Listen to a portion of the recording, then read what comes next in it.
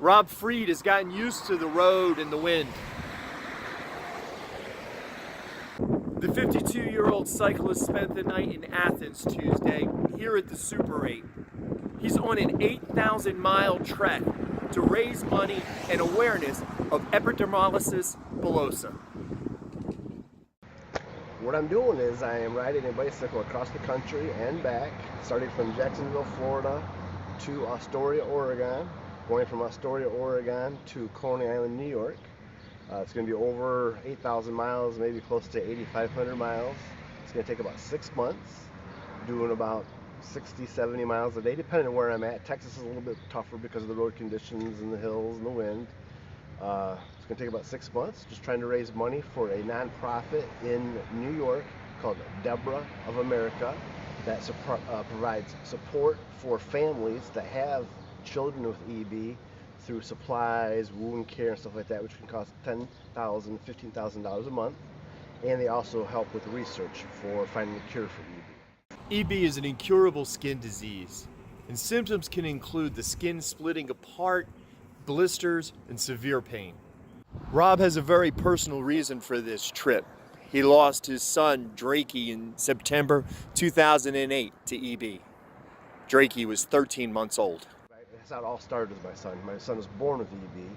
When he was born, they said he would not live a year, and he lived 13 months. So that's how I got involved with EB, and that's how I also got involved with Deborah of America in New York, who at that time was helpful with support and information and stuff like that. One of the things I found really interesting on your website is how you talked about riding being therapy after your son passed. Yeah.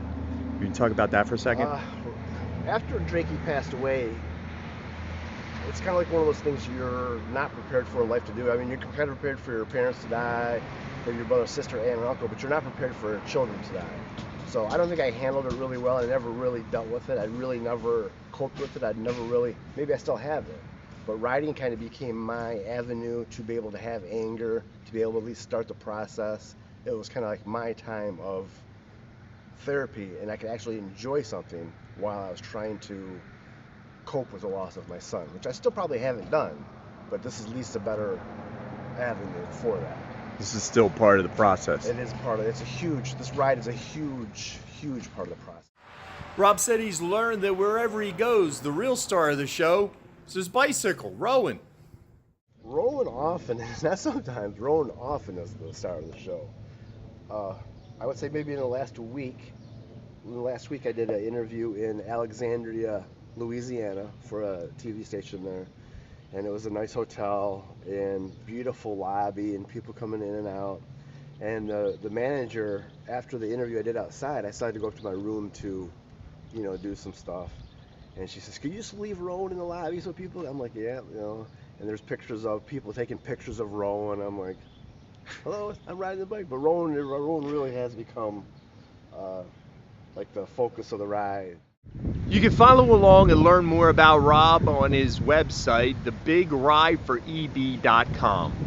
While you're there, you can make a donation with 100% of the money going to nonprofits that support EB research and help EB victims. On the website, Robb's also got some merchandise to sell, like this bracelet, and a couple of raffles going on, and that's how he's funding the actual ride. So go check out thebigrideforeb.com. For Henderson County Now and Weinstein Law, this is Michael Hannigan reporting.